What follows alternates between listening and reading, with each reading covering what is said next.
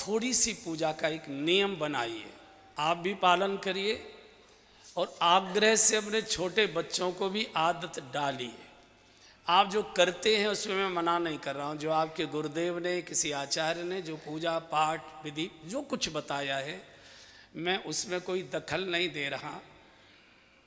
मैं बहुत छोटी सी क्रिया का निवेदन करता हूँ कि आप इसको अपने जीवन में स्वयं और बच्चों से इसका पालन कराइए।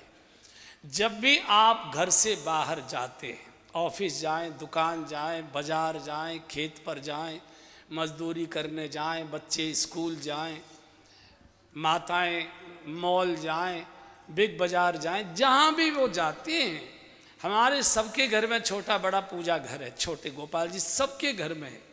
बिल्कुल तैयार होकर, गाड़ी की चाबी हाथ में, बिल्कुल जूते मोजे भी पहने हुए मंदिर में घुसिए, बस देहली पर खड़े हो जाइए अपने पूजा घर के। भगवान नमस्कार, हम वहाँ जा रहे हैं, इतने बजे वापस आएंगे। ये बोलना पड़ेगा होठ से, जैसे मैं बोल रहा हूँ। इसको बोलने में ज़्यादा से ज़्यादा 4 सेकंड लगेंगे, ज़्यादा से ज़्यादा 3 या 4 सेकंड। फिर आप जब लौट कर आए घर, शाम को जब भी लौट कर आए, रात को, कितना भी जरूरी बड़ा मेहमान ड्राइंग रूम में बैठा तो अभी तो 1 सेकंड, अभी आया सर, 1 सेकंड, सीधे भगवान के पास जाकर खड़े हो जाइए। मत जूते मोजे उतारिए, भगवान नमस्कार, मैं आ गया। बच्चों को भी आदत डालिए, कंधा बस्ता कंधे पर है, जूता मोजा ड्रेस पहने हुए है। भगवान नमस्ते, मैं स्कूल जा रहा हूँ, इतने बजे आऊँगा। भगवान नमस्ते, मैं आ गया। ज़्यादा से ज़्यादा 8 सेकंड इस काम में लगेंगे। मैं 1 मिनट भी आपसे नहीं मांग रहा हूँ कि आप 1 मिनट भगवान को दीजिए मेरे कहने से। ये बात सुनने में बहुत छोटी लग रही है, सुनने में बहुत छोटी, लेकिन बात बहुत परिणामकारी है।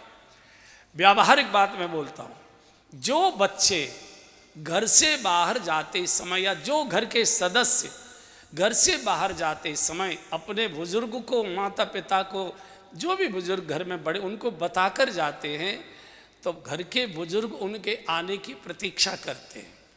अगर मान लीजिए बेटा कहकर गया है कि मैं बाबूजी 5 बजे तक आ जाऊंगा, तो बहू आती है, बाबूजी 4 बज गया, चाय का आपका समय हो गया, चाय ले आऊँ बना के? बोले नहीं बेटा, अभी मुन्ना भी आ रहा होगा, 4 सवा 4 तो हो गया, थोड़ी देर में 5 बजे की कह गया था, साथ साथ पी लेंगे।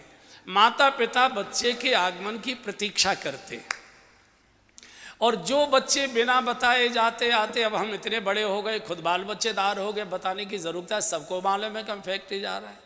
तो जो बिना बताए जाते हैं, उनके माता पिता उनके प्रति निश्चिंत से रहते। कोई पूछे कि सुरेश कहाँ गया है, बोले भैया बाकी माया वो ही जाने, हमें तो मालूम ना है, हमें तो कभी ना बतावे कहाँ गयो, कहाँ से आयो, कब आयो, हमें ना मालूम। निश्चिंत रहते।